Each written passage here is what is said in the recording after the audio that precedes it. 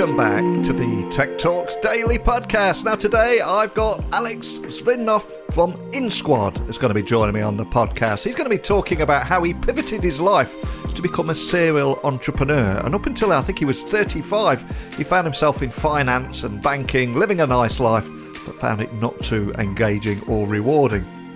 And from there, he ended up starting his first startup while working on a full-time job, bootstrapping as much as possible. 9 years later, he co-founded 5 businesses, 4 of which were successful. So I want to be taking a deep dive in some of the lessons that he learned along the way and learning more about his story. And also with the recent success of ChatGPT, also want to be learning more about how AI is showcasing its ability to revolutionize a lot of industries, from content creation to software engineering and everything in between. So we'll be talking about that, how it's finally giving us an interface that can communicate human-like, and how it could drive the tech market out of its current state. We've got so much to talk about today. I don't want to reveal too many spoilers, so buckle up and hold on tight, because I'm going to beam your ears all the way to Barcelona, where Alex is waiting to share his story today. So a massive warm welcome to the show. Can you tell the listeners a little about who you are and what you do? Yeah. Hey, Neil, and thanks for inviting me here. Happy to be here. And hello to everybody. My name is Alex Svinov, and I'm the CEO and co-founder of InSquad. InSquad is the platform to quickly scale remote development teams. Awesome. And I also, when I was doing a little research on you, I read that up until I think you were 35, you were in finance and banking, living a nice life, but found it not very engaging and always felt that IT was your way. Can I ask that you share your origin story and how you pivoted to become a serial entrepreneur? I've graduated computer science school, but so later I figured out that finance is something that I want to, try it out. And I spent maybe good 10 years in banking and finance, working in various investment banks, doing M&A deals. That's where I learned a lot about how a business is being done. But at some point I've noticed that I'm not getting excited anymore. I see the big numbers that the clients of mine are getting in terms of deals and transactions and lots of profits, but I didn't feel that it was giving any substantial impact, that my work was that meaningful. It was paying the bills, but it was not definitely, giving me a sense that my mission is being accomplished. And at that time I was 35, and I kind of felt, at that time in life when you have to, you kind of look back and you think, hey, I'm not a junior anymore. I've already got a good path. I need to do something. So I decided to try something out. It was my first startup. It just bootstrap. And at some point, he kind of started making it more and more money and asking me for more and more time. And then I just switched to that career and quit banking altogether. Yeah, so that's where I am now. And as again, when I was researching it, I read that you started your first startup, I think, when you were working on a full-time job, bootstrapping as much as possible. And 9 years later, you've gone on to co-found, I think, 5 businesses, 4 of which were successful. I've got to ask, what have been your biggest lessons that you've learned on this journey? And is there anything that you would do differently, just for any of those startup founders listening that are at the very beginning of their career, maybe looking to follow in your footsteps? Yeah, sure. One thing I would definitely do differently is I would not spend 10 years in banking. Right. I mean, if you feel that, you are out on a mission and you need to do something, as I did, then, don't spend your time working anywhere. Just try to do something as soon as possible, because only when you start building a startup, you'll realize what it is to build a startup, what it is to build something. And that's like the main thing. One thing I would also advise is not to take any investor money early down the road, because nobody but you knows how difficult it is to build something new. I mean, finding capital is not that much of a task, right? Even these days, when even right now we're in 2023 when the startup funding market has dried up. Even now, there's plenty of capital out there. There are plenty of people who are offering you money. However, as soon as you take investor money, you are in a, so to speak, in a rat race, right? You need to show the results to them, and a lot of times the startups needs time to get ripe, right? You need to understand your product, your market, your customer, and it takes time. Sometimes it can take a year. Sometimes it can take 5 years. You never know, right? But if you have a strong passion for something, you definitely want to try first to make some product to try to find your customer, and then to take any money from venture capital. You're more than welcome to take money from friends and family who are not going to be pressing you for results, or who are believing in yourself, but not the venture capitalist guys. Yeah, so that's, I guess, the main things that I thought I'd do differently. And I'm curious, for people listening on that similar path, how do you know when to pivot? Because it's something that every startup founder has to do at some point. But what sets off the alarm bells? How do you know what to look out for? I have my rule of thumb. Yeah. If I start, well, first of all, I always start to sell before I build something. I mean, I can even try to find a customer for whatever I'm building before I'm trying to build it, so that I know that I'm building something not for some unknown person or company. I know that something that I built really is something that someone would need, right? And if I have troubles trying to find a customer for 6 months period, then I'm probably doing something wrong. One thing I would actually, that's also an advice: don't try to scale your team before you scale your sales, right? Always try to be, it kind of have to go side by side, right? You don't want to oversell too much and then under deliver, because you don't have the product yet. I've seen the startups when they, like especially in the electric car manufacturing field, there were, the demand is there, and they would start taking lots of orders, and then they wouldn't be able to produce the product at the price that they have taken the order. So then that was the reason why many of them have closed. But on the other side, I've seen, guys who got millions of dollars from investors, hired a lot of people, build a huge team, because they felt that the bigger the team is, the more chances for success they have. But the reality is that each and every new person you hire will distract you as a founder from your main, from your core things you have to be doing, like, selling, like building product, because each and every person needs to be trained, and a lot of times they need to be managed. So it has to go very gradually. Don't build too much of a team before you have lots of sales. And if you don't have any sales in 6 month period, try to pivot. And I think most people tend to think of the startup success, it's all about a great idea and a bit of luck, but I know you think differently. So can I ask that you share with me your opinions on this and how you see that space? Yeah, I think, when I started my first startup, I really thought the same way, right? That because you'd think, hey, this is a great idea. Nobody has done it so far. Why don't I do it, right? Or it would be counterintuitive to do something that a lot of people are actually doing, right? Because if they are doing this, what are the chances that I can succeed at the same thing? However, startup is always about idea. Ideas needed to inspire you to do something great, to do something new, right? But it is very important to keep in mind that idea is like a match that ignites the flame, but it cannot keep on. It cannot build a great fire, right?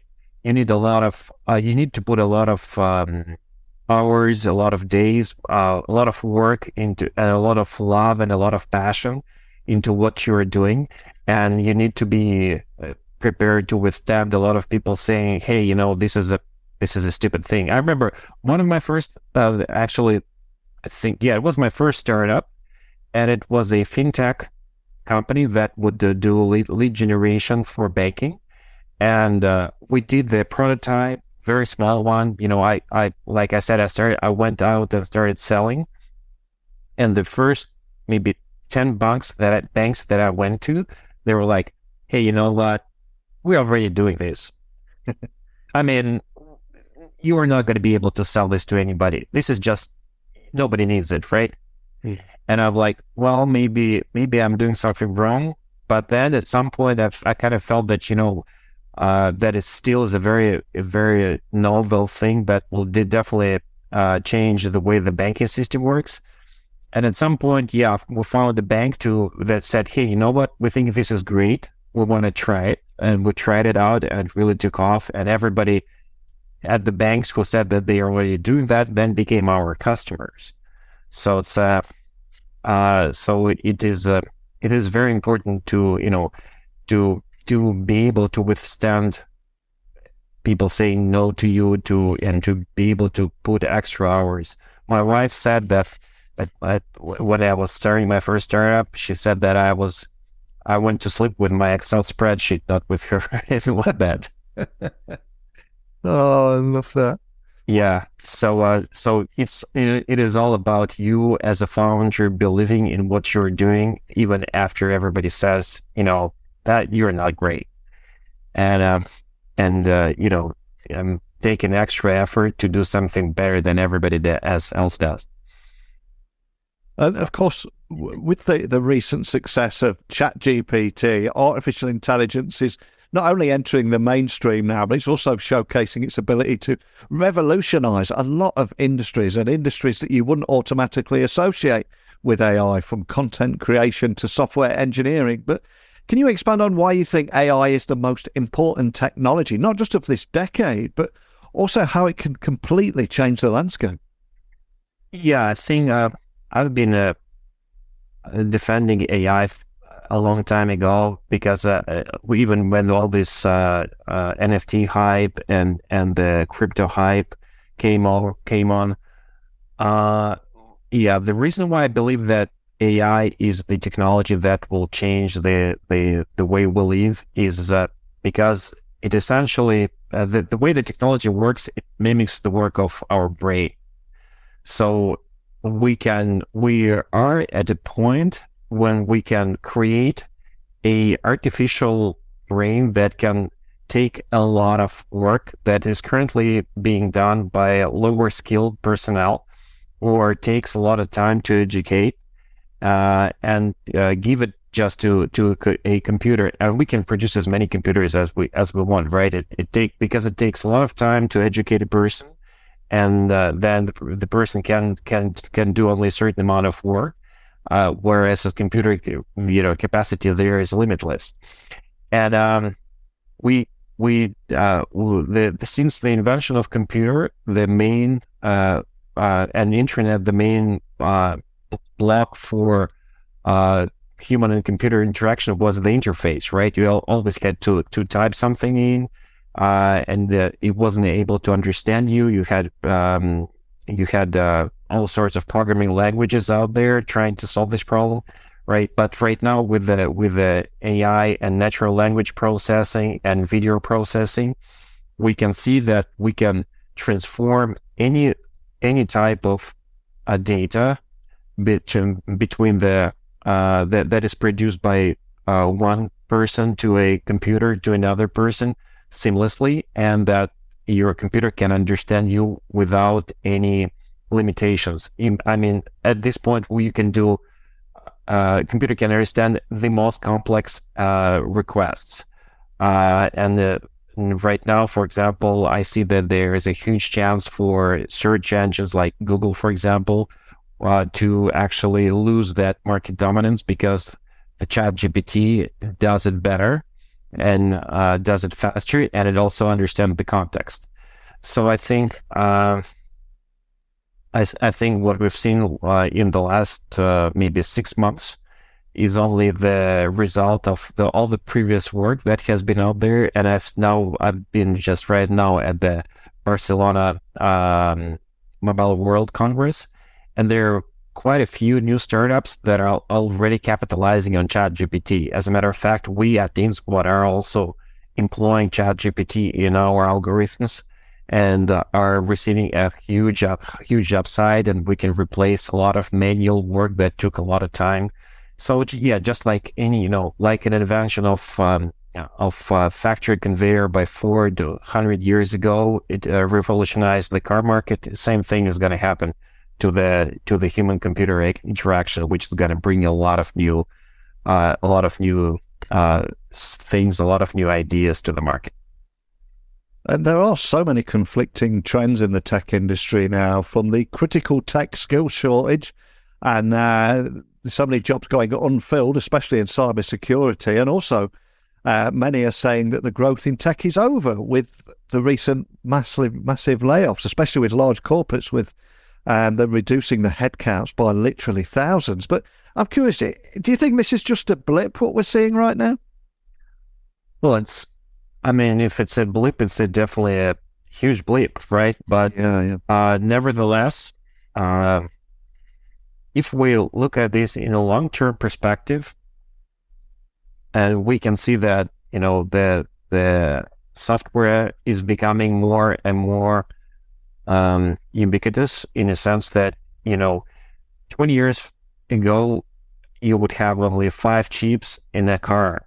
Right now, any modern car has over 5,000 chips, right? And each chip has its own software. Obviously, with the AI revolutionizing AI, we can put computer intelligence into any device we would like to, and that obviously makes it so much more powerful. So I think that what we've seen in the last year, the layoffs, is, to me, it's more of a return to normal, because before that, for a couple of years, each and every tech company would hire as crazy, and we did the same as well, because the software engineers is a profession that not everybody is able to fulfill, and that this year 20% of your engineering team will leave because they will go to another startup or a corporation, or they want to do something differently, or they want to learn a new technology or something else, and you ultimately will be stranded with a shortage of engineers. So what we would have to do, and because when you hire a new person, it always takes about 3 to 6 months for them to start performing well, right? So what we would do is we would mitigate that risk by hiring more people, and this is what the entire market has done.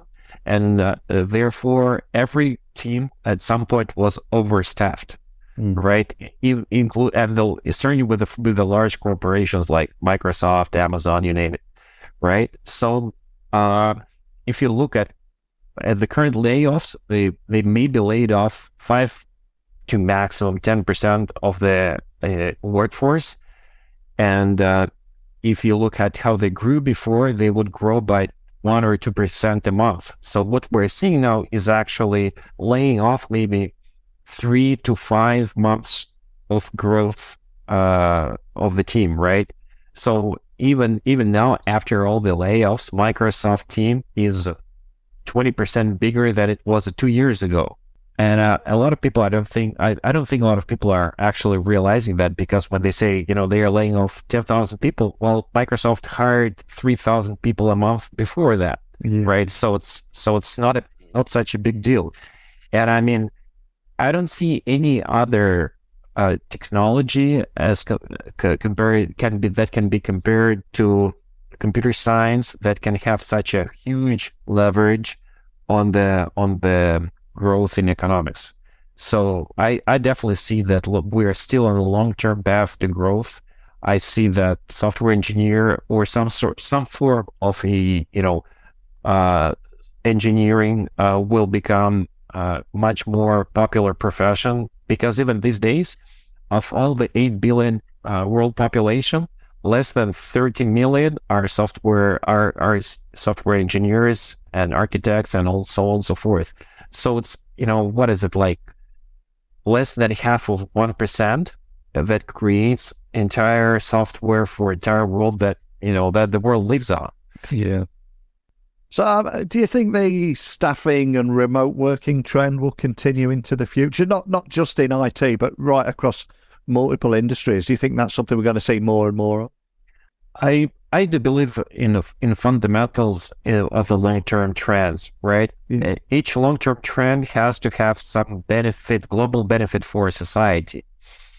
In this respect, remote work has given what a lot of companies and businesses in the developed countries actually need. It gave the access to superior workforce that they could not find in their own country, right?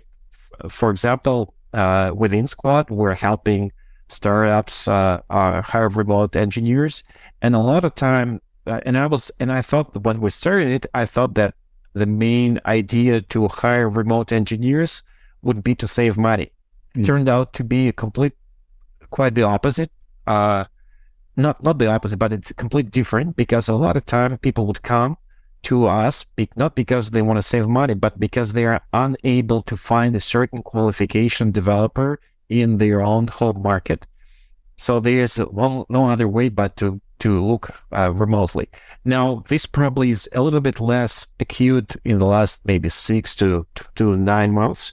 But again, looking long term, we see that there are lots of tech talents remotely, working remotely and producing great results. And I just don't see how you cannot, being a entrepreneur in a Western world company, and understanding the value of real value of talent, I just don't see how you would not be using this kind of resource. It's like, saying that, hey, we can take a loan in the bank, but we'll never take it because we think, using credit to grow your business is not something that will help us, right? It's very natural to use all the resources possible to win against the competition. And what about yourselves at InSquad? What's your big focus right now? Where do you go from here? Yeah, we spent a couple of years when we started in COVID. It was quite easy to acquire new clients, and it was very hard to retain the talents. So we spend a lot of time building the pipeline with the talents, and right now we have thousands of developers, and this part is well covered. These days, for us, the main focus is on bringing in more and more larger clients, because we're pretty stable, feeling ourselves pretty stable and good with the small startups, small scale startups. Right now, we're looking to expand into enterprise, where they also are looking to hire remote engineers and are also unable to do that on their own in a mass. We're definitely in investing a lot in improving our skills, evaluation machines, and are using a lot of AI. For example, now recently we've learned how to use AI to evaluate the piece of code, because if you look at software engineering, it's always about the quality of code you write, right? You cannot see, even though the quality of code cannot be seen without reviewing it, and that's why when every engineer writes a code, somebody else has to check that code, and that means that every time you try to hire someone, you would need to read the code, and it takes a lot of time. So that's where we found a way to employ artificial intelligence to actually review the code and compare the code of a senior developer to the code of the middle developer, and so on and so forth. So yeah, that's where we're also investing a lot. Well, I cannot thank you enough for coming on the podcast today. And we started our conversation talking about your origin story, what put you on this path. And to finish with, I'm going to ask you to leave something else for the listeners now. And that is, what is a song that means something to you that we can add to our Spotify playlist, or a book that we can add to our Amazon wish list? All I'm going to ask is, what are you going to leave us with and why? Yeah, I think, I really love this. Recently I read this book. It's by Ray Dalio. Ray Dalio is a U.S. Investment fund manager, and it's what it's called the Changing the World Order.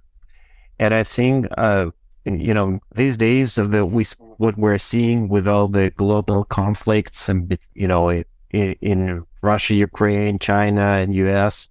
and a bunch of smaller ones, I see that it's a very important book to understand how this world functions, and how what we can do today to keep it a safe place for tomorrow. Because to me, at least, the things that happened maybe in the last 12 to 18 months have completely changed the global landscape in terms of politics and in terms of possibility of conflicts. And I think it's very important for the people in the world to understand how we can prevent and how we can help this world to become a safe place and prevent any future large scale conflicts. So that's what I really enjoy, really, and what really recommend everybody take a look at.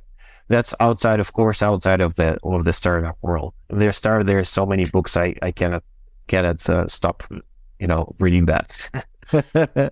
I love it. We'll get that added to the Amazon wish list. And before I let you go, for anyone listening, just want to find out more information about InSquad or contact your team, carry on this conversation we start today, what's the best starting point?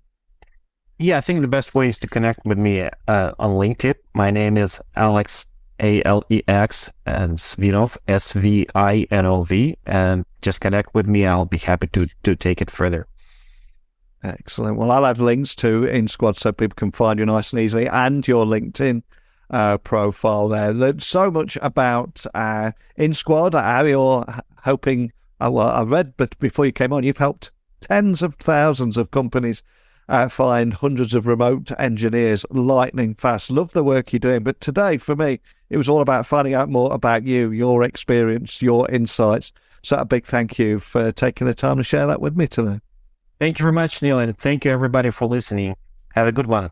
Wow, what an amazing story. And for anybody listening in a job that they're not enjoying, just think back to this episode and Alex's story, working in finance or banking and having a nice life, but wanting more out of life. And then 9 years later, he's co-founded 5 businesses, 4 of which were successful, and so many lessons he learned there, especially around how to pivot when a startup is not achieving results that you're expecting. So I'd love to hear stories from you. If you're on a similar journey, if you want to do something about it, has today's episode been valuable? Or do you have something you'd like to share with the community? Maybe share your story. Maybe come on here. Whatever it is, please email me, techblogwriter@outlook.com, LinkedIn, Twitter, Instagram, @Neil C. Hughes, and we'll bring you into the conversation. That's what this show's all about. But that's it for today. So a big thank you for listening as always. And until next time, don't be a stranger.